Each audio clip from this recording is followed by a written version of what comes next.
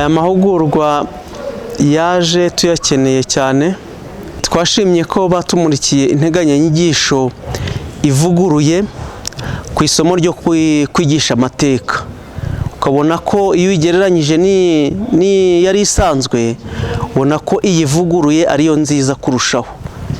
Mbere unity cyangwa se imitwe y'amasomo byagaragaraga nkaho agiye avangavanze, ariko kuri ubu ngubu nshingiye ku murongo baduhaye batweretse ku buryo amasomo agiye akurikirana, ubona ko ibyuho twabonagamo hagati na hagati byagiye bivamo. Aya mahugurwa y'abarimu bigisha amateka yangiriye akamaro kanini cyane, aho hari ibibazo abana bambazaga kubasubiza nkabona ntabahaye ibisubizo byimbitse, ariko aya mateka yampaye ubusobanuro bufatika ngomba kujya nk'abana. Urugero, abana bakunda kumbaza ikibazo bati se mwarimu, Jenoside yakorewe Abatutsi ko wari uhari, mwarimu wari iki? Nabwira ngo nari umuntu, ariko nabonye ibyo bidahagije, ahubwo ngomba kubabwira ko ndi umunyarwanda nk'uko nabo ari abanyarwanda, ko none bari bafite ibyo ababyeyi bababwiye ngo hari abatwa, abahutu n'abatutsi. Nabwiye ko ibyo ngibyo ari ibintu bya kera bidafatika by'ibinyoma twabibwemo n'abantu b'abakoroni, bidafite ishingiro, ko ikiriho cy'ukuri ari sani duhuza nk'abantu bose b'abanyarwanda, ko twese turi abanyarwanda, aricyo kiduhuza ko turi abanyarwanda. Ibyo by'amoko nta gaciro bifite.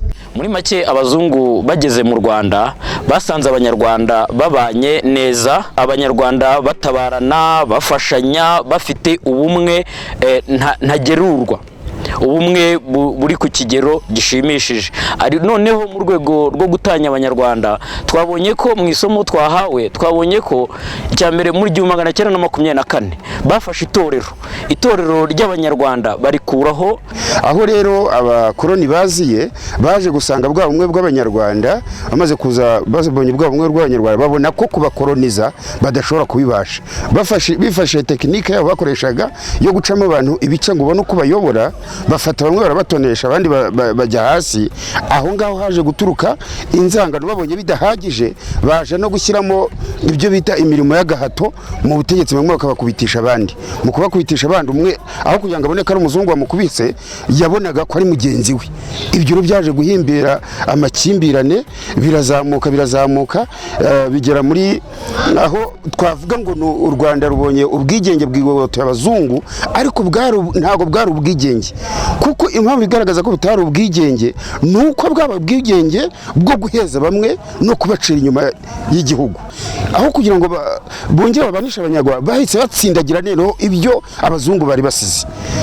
Kugeza ubwo babitsindagiye, baranabyigisha, babishyira no mu bikorwa no mu mashuri na heye, ariko bafite intego yo gutegura Jenoside kugira ngo noneho barimbure icyitwa umututsi ku butaka bw'u Rwanda. Aya mahugurwa nigiyemo ibintu byinshi bizamfasha mu kwigisha abana b'igihugu. Urugero nk'uko batangaga ingero bavuga ko ngo indege Habyarimana bayihanura niyo yaba yarabaye imbarutso ya Jenoside, ariko kurikije ibimenyetso twamaze guhabwa dusobanuriwe neza, twasanze atari byo. Kuko urugero nka muri 1963 hapfuye Abatutsi, icyo gihe nta ndege Habyarimana yari yahanuwe.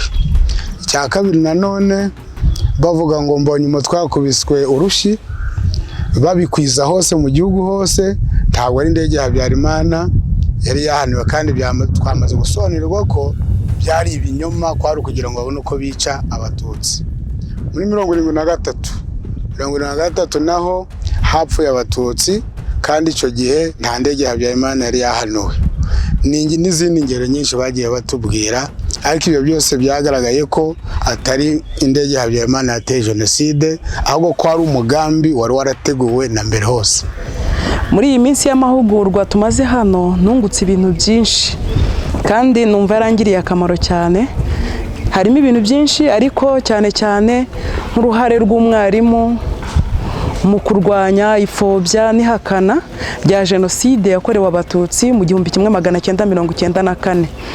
Nasanze nka mwarimu mfite uruhare cyane ngomba kugira, nkigisha abana amateka ya Jenoside yakorewe Abatutsi uko ari, nkayigisha uko inyoborabarezi yabiteguye ntabogamye cyangwa ngo ngire ibyo ntashyiramo kubera wenda amarangamutima, ndetse no muri sosiyete nyarwanda ndimo mu baturage duturanye mu gihe cy'ibiganiro nkagira uruhare mu gufasha leta kugaragaza uburyo tugomba kurwanya ipfobya n'ihakana rya Jenoside. Ikindi nka mwarimu, abahakana kenshi n'abapfobya babikorera ku ikoranabuhanga. Leta rero yagiye idufasha kenshi, idufasha kumenya cyane ikoranabuhanga. Natwe niba ahakanye agapfobya Jenoside yakorewe Abatutsi, twaramaze gusobanukirwa neza ko Jenoside yakorewe Abatutsi yabayeho, tunabyigisha abana, natwe tukandika tubasobanurira uburyo Jenoside yabayeho n'ingaruka yagiriye Abanyarwanda ndetse na Afurika ndetse n'isi yose, kugira ngo Jenoside itazongera ukundi. Nyigiye ntarazi muri mahugurwa numva ko isomo ry'amateka rigira umwanya muto mu ishuri, kugira periode ebyiri, ariko maze kugera hano badusobanurira, narasobanukiwe neza ko hari undi mwanya uba mu kigo uba mu ishuri tudakoresha, tutabyaza umusaruro neza. Ahangaha badushishikaje gushyira itorero mu mashuri. Mbere tutaragera ubwo umenye bwo gushyira amatorero mu mashuri, twumvaga nyine tugenda mu ishuri tukavuga duhusha tugenda twagiye, ariko nasobanuye no turasha amatorero mu mashuri, abanyeshuri tuzabigisha neza no mu rurimi bumva. Igihe ubundi ntabwo ndi mu ishuri, ndagenda nkavuga Icyongereza utacyumva, twikora twigendera, kandi aya mateka yacu muragomba kuyumva gusumba uko yakumva amateka y'ahandi hantu. Ariko niturasha itorero mu mashuri tuzaganira, abana bazabisanzuye, tuganire buri wese asobanukirwe neza Jenoside yakorewe Abatutsi cyari cyo, inkomoko yayo, uko yateguwe n'ingaruka yatugizeho nk'Abanyarwanda. Jenoside yarabaye itugiraho n'ingaruka zikomeye. Izo ngaruka zageze no ku barimu dufite uyu munsi b'amateka, ariyo mpamvu rimwe na rimwe bananirwa kwigisha neza amateka nk'uko bisabwa. Bamwe muri bo gusa, ntabwo ari bose.